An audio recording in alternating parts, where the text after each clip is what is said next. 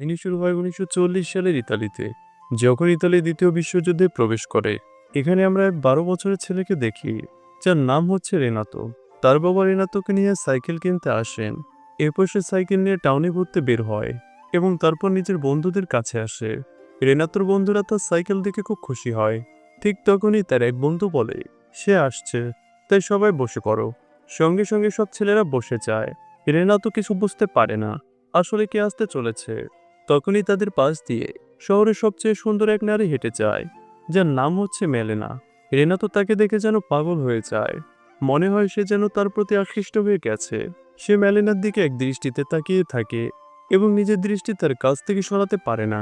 তারপর রেনাতো বন্ধুদের সঙ্গে সাইকেল নিয়ে মেলেনার পিছু করতে থাকে। আসলে মেলেনার বাবা একা থাকে, তিনি একটি স্কুলের শিক্ষক। তিনি কানে কম শুনতেন, আর রেনাতো নিজের বন্ধুদের সঙ্গে সেই স্কুলেই পড়তো।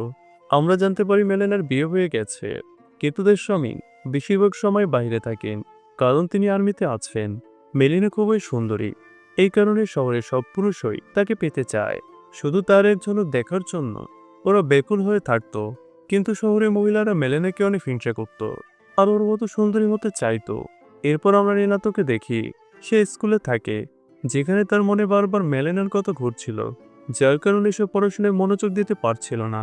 তারপর স্কুল শেষ হওয়ার পর রেনাতো সাইকেল নিয়ে মেলেনার বাড়ির দিকে যায় এবং রাস্তার অপর প্রান্তে বসে তার বের হওয়ার অপেক্ষা করতে থাকে। এমন সময় মেলেনা ঘর থেকে বেরিয়ে আসে এবং রেনাতোকে কাছে রাখে, তাকে কিছু টাকা দিয়ে সিগারেট আনতে বলে। রেনাতো তখন মেলেনার দিকে এক দৃষ্টিতে তাকিয়ে থাকে। এমন সময় সে নিজের কল্পনা থেকে বেরিয়ে আসে এবং বাস্তবে সে সেখানে বসেছিল। এরপর রেনাতো বাড়ি গিয়ে বাবার প্যান্ট চুরি করে টেইলরের কাছে যায় এবং সেটাকে নিজের মাপ মতো বানিয়ে দেওয়ার কথা বলে। কিন্তু যখন বিষয়টা তার বাবা জানতে পারে, তখন তিনি রেনাতোকে খুব বকাঝকা করে এবং তাকে বলে, তোমার বয়স এখনো হাফ প্যান্ট পরার। এখানে রেনাতো এটাও জানতো যে মেলেনা বিবাহিত। এরপর সে তার উপর নজর রাখতে শুরু করে। সে রাতে চুপি চুপি গাছে ওঠে এবং জানালার ফাঁক দিয়ে মেলেনার ঘরের ভিতরে তাকাতে থাকে। সে দিনরাত মেলেনাকে অনুসরণ করতে থাকে। একদিন রাতে রেনাতো লুকিয়ে দেখে মেলেনা ঘরের সঙ্গী শুনে নাচছে। সে গভীরভাবে তাকে দেখতে শুরু করে। এদিকে মেলেনা সম্পূর্ণ অচেনা থাকে যে কেউ তাকে লক্ষ্য করছে। এরপর রেনাতো মিউজিক দোকান থেকে একটা ক্যাসেট কেনে এবং রাতে সেই গানটা শোনে, যা মেলেনা আগের রাতে শুনেছিল। ঠিক তখনই মেলেনা তার ঘরে আসতে শুরু করে। এটা দেখে রেনাতো খুব খুশি হয়ে যায়, কিন্তু এগুলো সবই ছিল তার কল্পনা। পরের দিন সকালে রেনাতো যখন সাইকেল নিয়ে মেলেনার পিছু নিচ্ছিল, তখন সে দেখতে পায় শহরের ধনী মানুষ থেকে গরিব মানুষ পর্যন্ত, এমনকি বড় ছোট কর্মকর্তারাও সবাই মেলেনার দিকে তাকিয়ে আছে এবং তারা মেলেনাকে নোংরা দৃষ্টিতে দেখছিল। মেলেনাকে এভাবে তাকাতে দেখে তাদের স্ত্রী নিজেদের স্বামীদেরকে কিছু না বলে উল্টো মেলেনাকে বাজে কথা বলতো। সাথে সাথে তারা তাকে ঘৃণাও করত, কারণ সে মহিলারা চাইতো না যে তাদের স্বামীরা অন্য মহিলার দিকে তাকাক। এদিকে মেলেনাও কাউকে কোনো জবাব দিত না, সে চুপচাপই থাকতো এবং সে তার স্বামীর প্রতি অনুগত ছিল। এরপর মেলেনা একটি বাড়িতে আসে, যেখানে তার বাবা একা থাকতেন। সে এখানে প্রতিদিন আসতো, কারণ মেলেনার বাবা অনেক বুড়ো হয়ে গেছেন এবং তার ওষুধও চলছিল। সে প্রতিদিন বাবার যত্ন নিতে আসতো।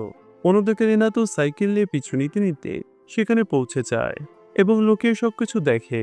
পরের দিন আমরা দেখি যে কিছু আর্মির অফিসার আর কিছু সরকারের লোক মাইক ধরে ঘোষণা করে জানাচ্ছিল যে যুদ্ধে কিছু মানুষ মারা গেছে, তাদের মধ্যে মেলেনার স্বামীও আছে। এই কথা শুনে শহরের লোকেরা মেলেনাকে পেতে চায় এবং খুশি হয়ে যায়, কারণ এখন সে বিধবা হয়ে গেছে। অন্যদিকে মেলেনা স্বামীর মৃত্যুর কারণে ভীষণ দুঃখী হয়ে পড়ে, কারণ সে তার স্বামীকে খুব ভালোবাসতো। কিন্তু স্বামীর মৃত্যুর পর সে একেবারে একা হয়ে গেছে, তাই সে নিজের বাড়ি ছেড়ে বাবার সঙ্গে তার বাড়িতে গিয়ে থাকতে শুরু করে। রেনাতো মেলেনার বাড়ির বাইরে থেকে তাকে দেখছিল। সে তখন ঘরে বসে কাঁদছিল। কিছুক্ষণ পর যখন মেলেনা কাপড় শুকোচ্ছিল, তখন রেনাতো লোকে তার একটি কাপড় চুরি করে পালিয়ে যায় এবং রাতে সেই কাপড় হাতে নিয়ে মেলেনার ভবনে ডুবে যায়। পরের দিন সকালে যখন তার বাবা রেনাতোর কাছে সেই কাপড় দেখতে পায়, তখন তিনি অনেক বেশি রেগে যায়। পাশাপাশি রেনাতোর মাও রেনাকে ধরে মারে। এরপর তার বাবা রেনাতোকে ঘরে আটকে দেন। এভাবে টানা 3 দিন রেনাতো ঘরে বন্দি থাকে এবং সে খাওয়া দাওয়া পর্যন্ত ছেড়ে দেয়, যার কারণে তার শরীরও খারাপ হয়ে যায়।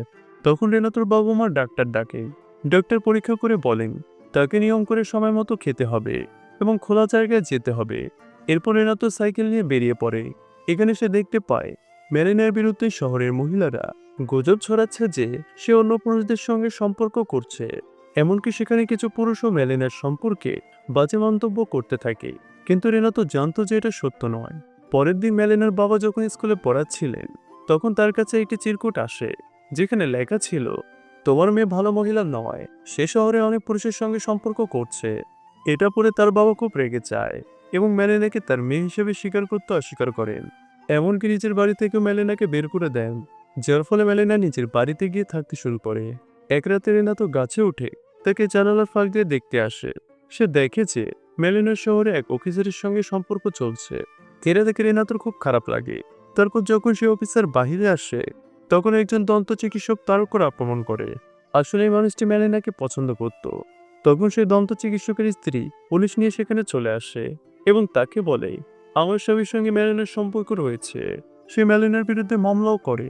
আর এই খবর আগুনের মতো চারদিকে ছড়িয়ে পড়ে। মেলেনার একজন বিবাহিত পুরুষের সঙ্গে সম্পর্ক আছে। এই কথা শুনে মেলেনা খুবই বিরক্ত ও কষ্ট পায়। সে শহরের এক নামী উকিলের কাছে যায় এবং তাকে তার মামলার লড়াইয়ের অনুরোধ করে। উকিলও তার সুযোগ নিতে চায়, তাই সে রাজি হয়ে যায়। তারপর মামলার শুনানি হয়। মেলেনার উকিল বলে যে এই লোকটির সঙ্গে মেলেনার কোনো সম্পর্ক নেই, আর ওই অফিসার শুধু তার বন্ধু। ফলে মেলেনার উকিল মামলায় জয়ী হয়। এরপর মেলেনার উকিল তার বাড়িতে আসে। তখন মেলেনা তাকে তার ফি দেয়, কিন্তু উকিলের ফি ছিল খুবই বেশি। এই সুযোগ নিয়ে উকিল তার কাছ থেকে নিজের স্বার্থসিদ্ধি করার চেষ্টা করে। অন্যদিকে এসব কিছু রেনাতো লুকিয়ে দেখছিল। ঠিক সেই সময় সে গাছ থেকে পড়ে যায়, ফলে তার এক হাত ভেঙে যায়। এরপর থেকে মেলেনা ওই উকিলের সঙ্গে দেখা করতে থাকে, কারণ তখন আর তার কাছে কেউ কোনো কাজ দিচ্ছিল না এবং নিজের খরচ চালানোর জন্য তাকে উকিলের কথা মানতে হয়। সেই উকিল তার সব খরচ বহন করত। কিন্তু এই সম্পর্কের ব্যাপারে যখন উকিলের মা জানতে পারে, তখন তিনি ছেলেকে বকাঝকা করে বলেন, তুমি আমাদের নাম মাটিতে মিশিয়ে দিয়েছ। এগুলো শুনে উকিল মেলেনার সঙ্গে সম্পর্ক ভেঙে দেয়, যার ফলে মেলেনা একেবারে একা হয়ে যায়। মেলেনাকে আর কেউ কোনো কাজ দিতে রাজি হয় না। অন্যদিকে স্বামীর কারণে যে পেনশন পেত, সেটিও এখন বন্ধ হয়ে গেছে। এক রাতে মেলেনা তার চুল কেটে ছোট করে ফেলে, কারণ সে ভাবে শহরে মানুষ কোনো কারণ ছাড়াই তার সম্পর্কে খারাপ ভাবে। তাহলে কেননা সে সত্যি খারাপ হয়ে যাক। পরের দিন মেলেনা শহরে নতুন রূপে আসে। সে দেখে শহরের মানুষ অবাক হয়ে তার দিকে তাকাচ্ছে, আর তার একজন বিধবার বদলে তাকে এই রূপে দেখে খুব খুশি হয়। এরপর মেলেনা গিয়ে একটি খালি চেয়ারে বসে এবং সিগারেট মুখে নিয়ে জ্বালানোর চেষ্টা করে। ঠিক তখন কয়েকজন পুরুষ তার কাছে আসে এবং একজন লোক তার সিগারেট তার লাইটার দিয়ে জ্বালিয়ে দেয়। মেলেনা তখন ভাবতে থাকে, যখন সে ভালোভাবে বাঁচতে চেয়েছিল, তখন মানুষ তাকে তা করতে দেয়নি, আর এখন সবাই তার অসহায়তার সুযোগ নিতে চাচ্ছে। তাই সেও নিজের স্বার্থে ও টাকা উপার্জনের জন্য খারাপ কাজ করতে শুরু করে। এরপর সে এক লোকের সঙ্গে হোটেলে চলে যায়। অন্যদিকে রেনাতো দূর থেকে দাঁড়িয়ে সবকিছু দেখছিল। এসব তার একেবারে ভালো লাগছিল না।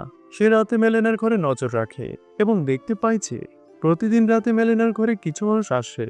কিন্তু মেলেনার এই কাজের কারণে সেই পুরুষদের স্ত্রীরা খুব রেগে যায় এবং তার প্রতি আরো বেশি ঘৃণা করতে শুরু করে। এভাবে করে মেলেনা শহরে খুব পরিচিত হয়ে যায়। সে সেনাদের সঙ্গে ঘুরতে যেত। অন্যদিকে রেনা তো সবকিছু দেখে দুঃখী হয়ে থাকে, কারণ সে চায় না যে রেনা এমন কাজ করুক।